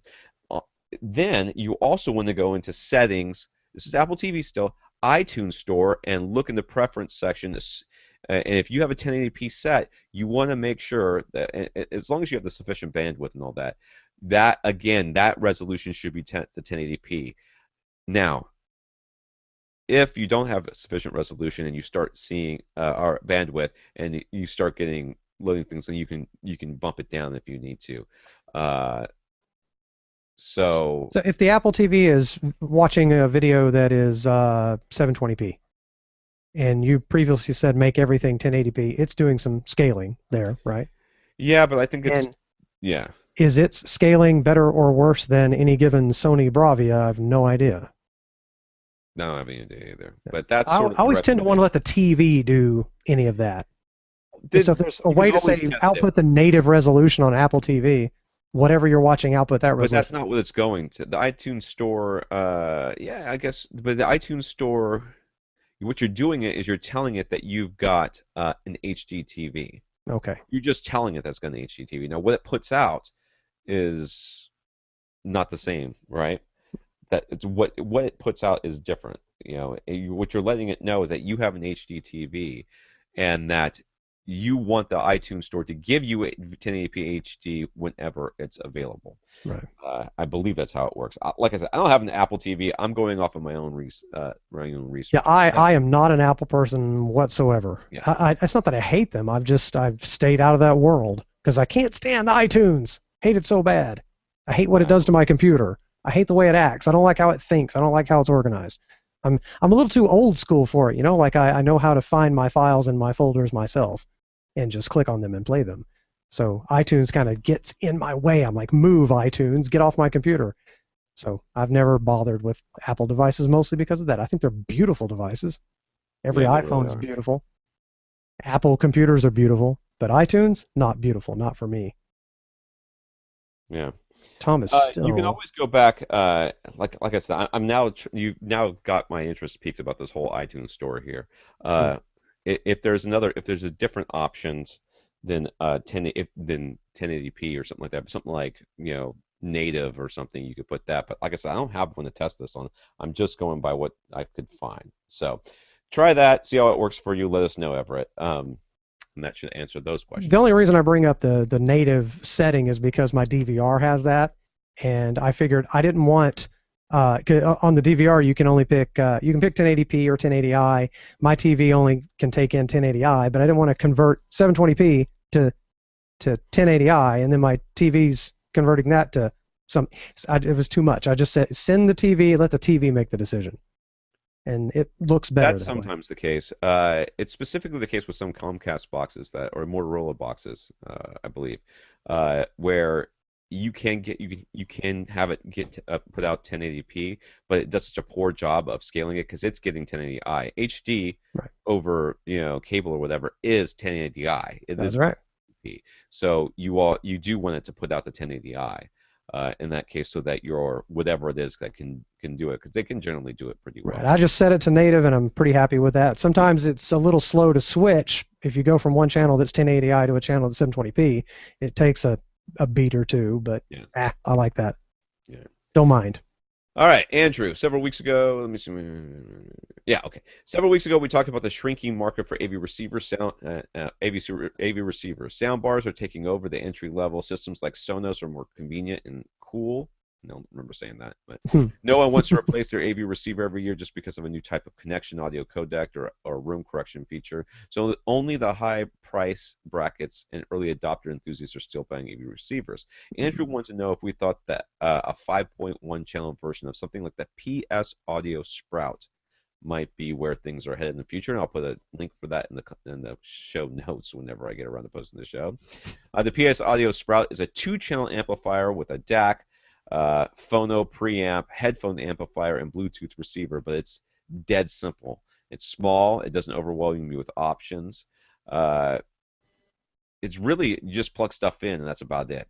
Right. Andrew really thinks that's where things may be headed, and do we agree? Lee, what do you think? I don't actually. There will be some of that. There's going to be a market for it, but let me just put it this way: in my world of friends and family, uh, I only have like one other close friend that even has an AV receiver. So there's some to like when you listen to podcasts like this and you're interested in stuff like this, it feels like the whole world ought to have 5.1, 7.1. We should all have receivers and big televisions and center channels, and it should sound fantastic. Not everybody does. Very few people. Most people just want the TV to sound a little better than the tinny speakers that are inside the TV. So I don't know that there's a you either care or you don't, and I don't know if you just kind of care. There's not too many people that just kind of care. Maybe the sound bars are doing that. You see so many sound bars if you go to Best Buy. There's a big old wall with just a stack of them, top to bottom, sound bars. But I don't know if like what he's talking about is just a very simple AV receiver, right? A pretty smaller, easy to hook up Would be AV receiver. considered it And would be considered an integrated amplifier yeah, there since it used doesn't to have be. I've seen things like that people have bought. It's kind of like what you get in a home theater in a box, yeah. with a separate receiver. But those haven't exactly flown off the shelf recently. People just want it to sound better than the TV speakers, or you're like us and you want it to sound realistic. When you think it's dualistic thing, it's either you care or you don't, and if you Kind do of. I care, mean, you want a receiver. If you don't care, you might uh, care or not have the budget. I have that problem a lot. But yeah, there's not too many people that are kind of like, I care a little bit. I want it to sound, I want a little bitty receiver that sounds a little better than a sound bar. I don't think you're going to get that. Now, yeah, simplicity is great. Simplicity is wonderful. But I don't know too many people that, the same people that want the simplicity aren't very demanding on the audio and video, in my experience. My experience. I think maybe a year ago I would have said that I think I see things getting smaller, but I don't see receivers getting any less. I think I see interfaces getting better, but less complicated. I think that's just a matter of opinion. Like you're saying that this thing is easier and less complicated because there's less things that you can do with it. But the fact of the matter is that in order for it to sound as good as a receiver would be able to sound, you're going to have to do a lot of stuff manually. Like, Right. figure out how to EQ it, maybe add a mini DSP, do a lot of stuff with placement, worry about where you're putting your speakers, worry about where everything else is. Stuff that Odyssey might take care of by itself, or the thing I don't see anything with that for You know, video, right? honestly, I do Just see a audio. market for pretty receivers, smaller, prettier receivers. I do see a market for that. But frankly, it's not like say I bought a receiver last summer, that the new Yamaha, and it comes with a little quick setup guide, and it's not that complicated. I Yeah, mean, honestly, they tell you, there's no way to make 5 speaker connections or 7 speaker connections any simpler. They tell you how to hook that up. They tell you the basic steps to go through to make sure you've got, your HDMI cables plugged in for the best picture quality. And it only takes, play with it for a half hour. I don't know how you make it much simpler than that, but you could make it prettier than that. Receivers all kind of do look like big rectangles. But then again, people have tried to make things that are prettier, and they're typically expensive, like some fancy Bang& Olufsen thing you hang on the wall. They just don't. It's going to be hard to make an inexpensive, really pretty thing. right. I, I could see things getting smaller. There was the whole the Rants had that slim line once, and I really liked those receivers. I thought they were sure, very well done. But I think now, like that's what I would have said last year. This year, I think there is the potential for there to be a lot more wireless and a lot more like almost home network sort of things, where hmm. you would end up because people are perfectly fine with downloading apps, right? Sure they are So comfortable. if you're like, hey, this is the device. This is a really simple little device, and you connect it to your network and you connect it to your computer. Oh yeah, cool. I can do that. Put in there, put in the password. It's online. You Right? you point which one's your computer. This one's my computer. Okay, we're gonna install an app on your computer. Oh, okay. Nope. Sure. I can just go over there and let it say yes. Sure. Get it too. That was the Odyssey app. Hmm. This is Okay. this app. This is the that app. This is and all these little apps that are installed over there. Suddenly, that processing power that are having such a hard time getting into receivers because of how much it costs, they're accessing that on your computer. Well, I don't know that that's something that's we're going to see in the next year or two or five, but I could see something like that happening in the future where it suddenly becomes simple and small because they're offloading a lot of this functionality onto a box that you already have that's already doing something someplace else. Right. I don't know that the integration with a computer you already have in your house, that is, people don't like. A lot of people Oh, I don't like agree. that. I They agree. don't like it. I They just agree. want a box. They plug in. They turn on. It sounds good. They Yeah. just wanted to just now it sounds like a movie theater. Woo! That's what people want, Yeah. and they want it to be as simple as possible. I could picture somebody needs to come out with a little half-height receiver that's really pretty, and all it's got on the back is HDMI, maybe one set of old video inputs. Somebody must make that. That is what the slimlines were, pretty That's what much. they. Yeah. In So fact, the entry level didn't even have anything other than HDMI. It's just HDMI. yeah. So But I bet they cost more. no, those are the entry level ones. So they're only a couple $100 usually. They start $300 All right. these days. Well, there you go. I mean, so I just don't see But those are there's bigger going to be a ones. lot of Those that. are the slim lines. But I still say either you care or you don't. I do think there's a big separation between those who want to go through any trouble and other people who I just make it sound a little louder. I went over to so and so's house and it sounded like a theater. I want it to get louder. That's all they know. really, what's going to end up happening, because like these things he's talking about, Andrew was talking about, what's going to end up happening is somebody's going to go, oh, I just want to get this simple little thing, and they're going to realize it doesn't handle video. Okay, so now I have to program my remote to control this so that when I press this button, it will switch you know what I mean? Suddenly, it is not simple. It Right. becomes more complicated. Now, it's simple if all you want to do is listen to music, but that is not a really viable market right now. It Right. hasn't been for quite some time. Well, you notice what's hugely popular now is listening to music in the form of Pandora or Spotify.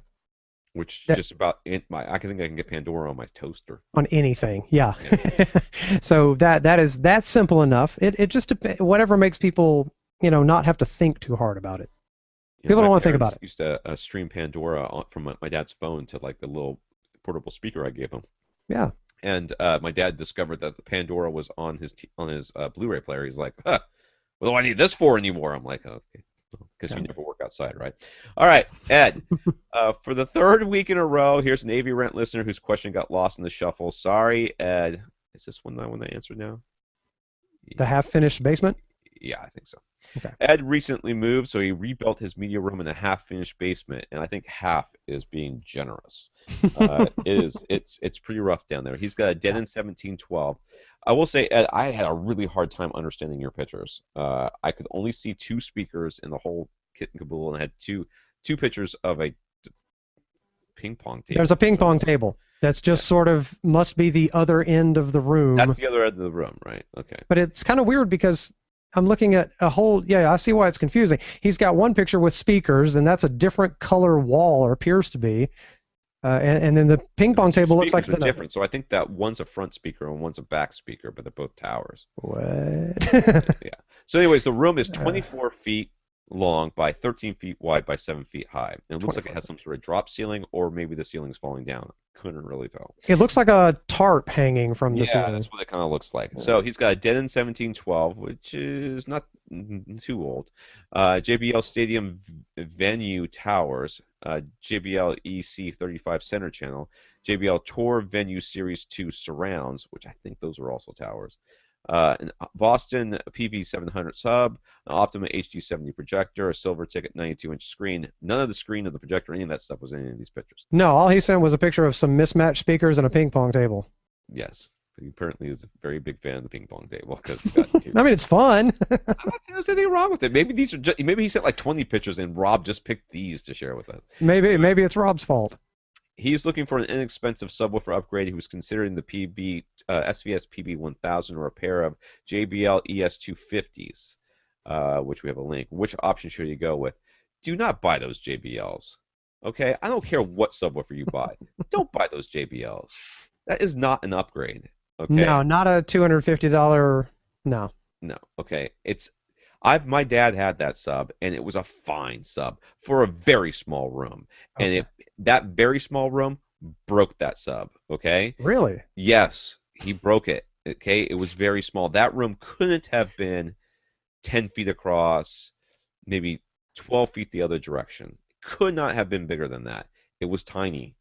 Okay, there's no way that a dual those are going to do you any good in that massive room that you're Yeah, in. 24 by 13 needs a lot of oomph, not a lot of pressure. Yes, and do not get those JBLs. I don't No. care what subs you get, as long as you don't buy those. Which option should you go with? Well, obviously the PB1000 is going to be a much better option for you. Right. The PB ported box means much. It's going to have a lot of output. Should be okay with that room. Think. I'm still so confused by this room. I wish these pictures told the story better. Yeah, I am too. But it should be okay with that room. I would even venture to say you might be looking at the PB2000, but Yeah. call SVS and ask them what they think. If they said that, yeah, if they Because said as has been mentioned in previous podcasts, they will be honest with you. And if you only need a smaller one, they'll tell you that. If you need a bigger one, they'll tell you that. And they will, that's for sure. Now the other one, the Boston subwoofer, is should he pair, the second part of his question, should he pair, if he gets the SVS, the new SVS with the Boston?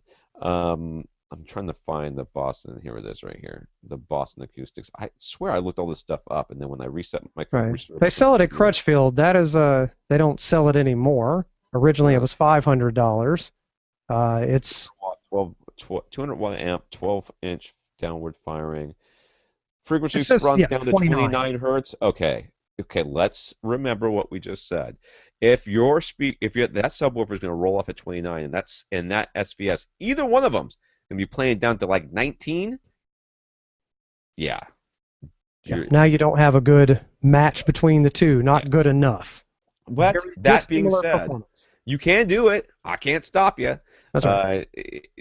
It's gonna, during those frequencies where they kind of work together, it should be kind of okay. But when you get to those lower frequencies, what is that Boston adding to the room? Is it adding nothing?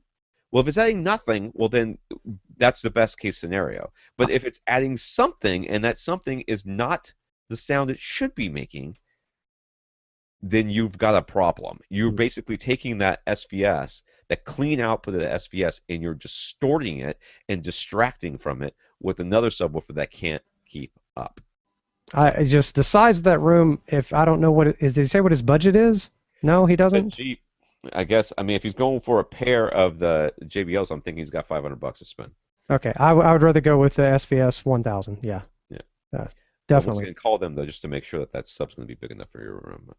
He also has a second setup upstairs with Boston VR2 fronts, but he cannot run wire to use his Boston Bravo 20 speakers in the surround position. Man, this guy's got a lot of different types of speakers in his He house. has a lot of different types of speakers and a difficult setup, but he cannot run wire to use his Bravo 20 speakers in the surround positions. You Yeah. cannot run wire? You have no ceiling right now. Well, this is a different room. Oh, different room. Okay. Yeah. Sorry. So it's probably in the living room, I got you. and Okay. he can't run it to the middle of the room because marriage. Uh, Let me just say I love my wife. She's cool with some audio video. yeah, my wife is like kind of down with it. I mean, she's understanding, but um, now that I have this room, she's like, she uses it against me all the time. Well, you've got a home theater. I'm like, what does that got to do with anything? That's for work. She Hey, goes, she was pressuring me to get the car stereo put in her car. She likes audio. She likes it to sound that's good. So great. she's in the group that cares. So, anyways, he'd like to know if we think he should repurpose his Boston Bravo 20 speakers in his basement setup as either surrounds or height speakers. He doesn't want them to go unused. Hmm. He's already got surround speakers, so he's looking for surround backs, I'm guessing. To be His the 6 and 7 and a 7.1. Yeah, but his width is pretty narrow. It's Yeah, only 13 is relatively narrow. My room is about that narrow, and I just don't have depth to do surround backs. I don't think. well, he's got the depth to do it, but I don't really know that it's going to make that much of a difference for him. If he had multiple seats, I'm even then multiple rows, even then I really wouldn't think that it would be. It needs to be wider. So I Right. don't. So I don't know if he's planning on putting like is his seating looking across the narrow distance or the much deeper, longer distance. Who knows? I Yeah, can't figure this I thing can't out. can't tell. Yeah. Anyways, the problem upstairs is wires. So if there's some way to fix that, um, maybe he could do that instead. So Right.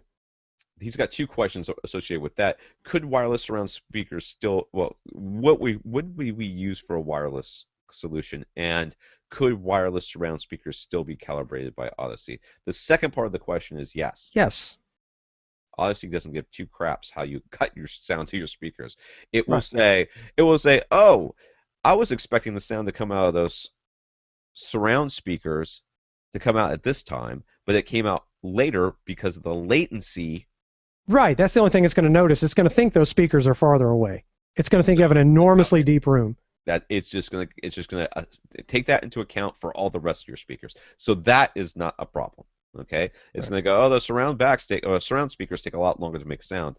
Blah blah blah. That's fine. We can work with this, and we'll delay everything else to go along with it, and then we'll delay the video and delay everything, and it'll be fine. Might mess you up for Rock Band, but whatever. Ooh, yeah, Uh, it does, man. Trying to sing on Rock Band. yeah, you Mm. gotta turn much stuff off. Anyways, so do we have any experience with good, reliable wireless systems or wireless speakers? Uh, I yeah, don't like them for the price myself. But I yeah. mean, The if you're one stuck that, and you can't run a wire, then I guess I understand. yeah. Oh, where's the thing? Oh, it's not here. I closed it, and Tom it is closed losing so many everything. tabs today in his All browser. my tabs are gone. I'm so disappointed. Anyways, go to Outlaw Audio. I think it's called an OW3, OS3, OW3. I think that's what it's called. And that's their wireless solution. And that has rave reviews from not just their website and other websites, but listeners of this podcast who have purchased it. The Rocketfish one that's often touted as being good can be good, but it's not often good enough for So some am I people. looking at the right thing? That OAW3 That's it. Outlaw, it's Huh. it's just a little doohickey. It's two little Two doohickeys. little doohickeys, yeah, Yeah, doohickeys. Yeah. yeah. Okay, gotcha. Regular price, order a system, $149. Order extra receiver kit, just $69. Now that's down to where it seems reasonable. Yeah. So, but that doesn't include an amp. that just sends the signal from the receiver to the other receiver, from Hmm. your receiver to the back of your room or wherever it's. Right, right. Now you have to hit it with an amp, okay, and give that amp power and everything else. So it's not magic, and they're not powered by lithium ion or I don't know, the tears of angels. It needs electricity That's and right. it needs amplifier. So yes, that is a good solution. I don't know if you're going to consider that to be a good solution, but that is a good solution for you, and that will get the surrounds. Uh, that will get you surround sound in that room. So Now, does somebody make a small, just little 2-channel amp to stick in the back of a room that you've seen and would there's like? tons of them. Yeah. There's oodles of them. That is not hard to find. All right. And I don't really know what his situation is going to be because obviously ping pong table. But I don't know where that's going. It looks like a different room. I don't get it. I just it is a don't. different room. He's talking about a different room now. We're talking about upstairs again, or I'm guessing it's Maybe he has upstairs. ping pong tables in every room. You don't know. Maybe he's like a professional ping pong He player, could be. and Could be a he has Forrest to Gump. have ping pong tables everywhere. You don't know. Just every time you go to his house, you just hear ticket, ticket, ticket, ticket. Did you ever see that movie Ping Pong Playa? I did not. I got That sounds fantastic, though. a little too racist for me, but it was it looked pretty funny. I just never got into it. But yeah, so now I'm assuming what's his name again? What's what? Ed, the ping pong player. Ed. Ed is a professional ping pong player, and that's why he can't have wires because he'll trip while he's practicing. That's right. So yes, you'll still need power and stuff. So look into this and get it back to us. We want to answer your questions. Is this one of the ones we skipped? No, it's not good. So get back to us so that we can address it in more detail as we get some more information. Yeah, I just want a few more pictures. He's got like 20 of just that table from like every angle, like glamour shots. Plenty of All video right. too, like a golfer analyzing a I know we swing. started a little late, and I'm sorry about that. So for those of you that I have skipped, who did I skip? I skipped somebody. I skipped not Everett. I skipped Nathan, Yeah. and John is going to get a better answer from Rob when Rob comes back. I need to go out there and start listening to some speakers again. It's been a while. Yeah, like I said, I have access to a Best Buy, and then I still think there's this one specialty store I bought speakers from 15 years ago. I think it still exists, and that's about it in this town. Yeah. All right, Infinite Gary has a question about probably his projector.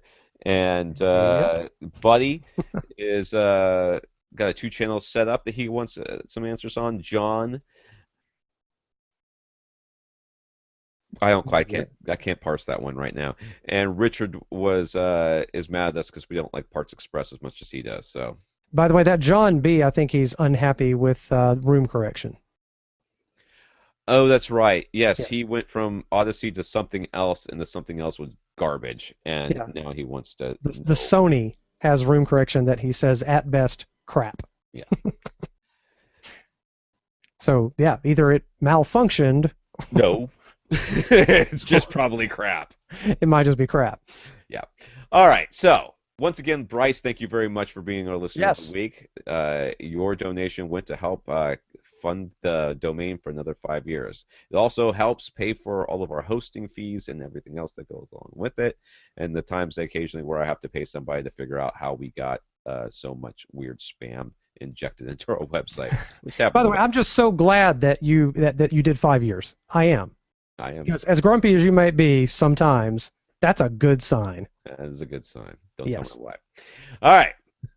You can contact Rob at avrant.com, Tom at avrant.com. Lee, where do you want people to contact you? Or do you Use my Twitter. Use at Lee Overtweet. at Lee over Overtweet. Yeah, I'm not one of those like tweeters that'll get your tweet in 5 seconds after you send it, but I'll get it that day. Yeah. So you can hit Lee up there on Twitter if you want to contact Rob. It's at First Reflect. I am at avrant_Tom. You come to the website, www.avrant.com. Go to facebook.com/avrantpodcast. And you can leave comments there for us. There's G+, there's whatever, all that other stuff. So, to another 5 years, Lee. Anyways, yes, to another 5 years. I will. Let me reach for my drink. There we go. To another 5 years. You just clink your empty hand. Go get you a beer, man. I need a beer. It's not going to be St. Patrick's Day for very much longer. I do want to say that if I could pick a holiday to have my birthday on, this would be the one. And having my Yeah. son have this birthday, I just know, like in college, I'm gonna have to get him from the hospital at least once on St. Patrick's Day, at least once for Oh. alcohol poisoning as well. Oh. I All try right, to for be AV cool. Rant, I'm Tom Antrim. I'm Lee Overstreet. Now go out and listen to something. You almost forgot to say that. I barely did though. It counts, right? It counts. All right, for everybody else out there listening, we will, I guess, we'll have an after party. I'm gonna have to not stay long. I do have to get up early.